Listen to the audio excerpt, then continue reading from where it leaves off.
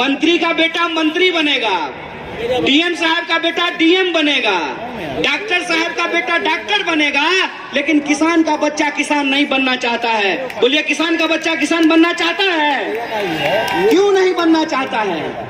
इसलिए नहीं बनना चाहता है कि इस देश की हकीकत ये है कि हर घंटे 2 किसान आत्महत्या करते हैं, हर घंटे एक नौजवान आत्महत्या करता है, हर मिनट किसी महिला के साथ कोई ना कोई अपराध होता है। आए दिन हमको यह सुनने को मिलता है कि जो शोषित पीड़ित वर्ग के लोग हैं उनके ऊपर लगातार हमले होते हैं, उनका अधिकार छीना जाता है।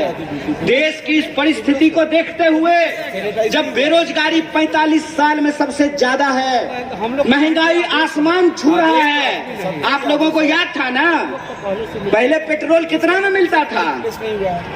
पहले पेट्रोल कितना में मिलता था? 50 रुपया में। अब कितना में मिलता है? 100 रुपया में। महंगाई बढ़ी है कि नहीं बढ़ी है? सरसों का तेल पहले कितना में मिलता था? 80 रुपए किलो। अब कैसे मिलता है? 200 रुपये किलो। बोलिए, महंगाई बढ़ी है कि नहीं बढ़ी है? जिस तरह से महंगाई बढ़ रही है, किसानों की आत्महत्या हो रही है, जवानों की आत्महत्या हो रही है, महिलाओं के ऊपर अत्याचार हो रहा है, बेकारी 45 साल में सबसे ज्यादा है, तब इस देश के नौजवानों को, बिहार के नौजवानों को यह सोचना पड़ेगा कि उनका भविष्य क्या है। आप सोचिए कि अगर इस देश के नेता चाहते हैं कि उनके बाल बच्चों का भविष्य बना रहे, तो इस देश के किसानों को, इस देश के गरीबों को भी यह सोचना पड़ेगा कि उनके बाल बच्चों का भविष्य कैसे बना रहेगा। इसीलिए इस देश की परिस्थिति को देखते हुए हमारी पार्टी भारतीय राष्ट्रीय कांग्रेस ने और हमारे नेता राहुल गांधी ने यह तय किया है कि हम भारत जोड़ो न्याय यात्रा की शुरुआत करेंगे।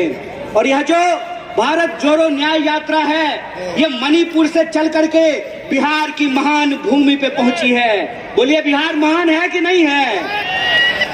लेकिन आजकल बिहार को बदनाम भी कर दिया गया है। बदनाम नहीं कर दिया गया है?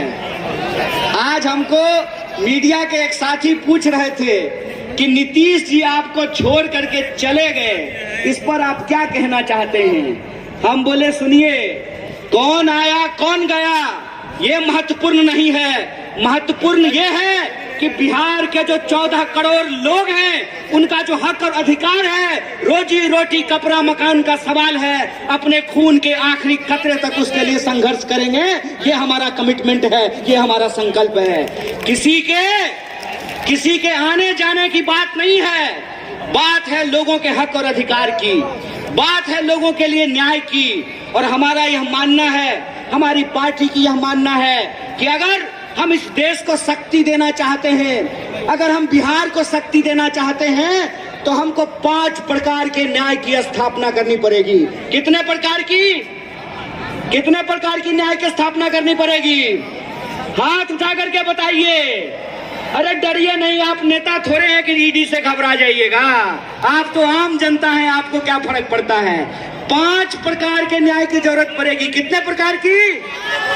और वो 5 प्रकार का न्याय ये है कि हम चाहते हैं कि इस देश में नारी को न्याय मिले, भागीदारी का न्याय मिले, युवाओं को न्याय मिले, किसानों को न्याय मिले और मजदूरों को न्याय मिले।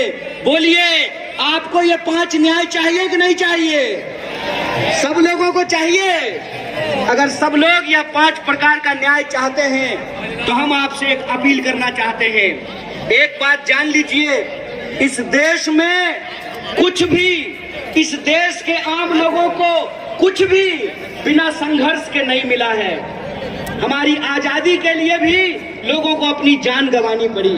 बिहार के लोग जानते हैं कि अपने हक और अधिकार के लिए संघर्ष करना पड़ता है। और एक बात आप लोगों ने सुना होगा, बिन हवा न पत्ता हिलता है, बिन लड़े न कुछ भी मिलता है। इसीलिए अपने हक और अधिकार के लिए हमको लड़ना पड़ेगा।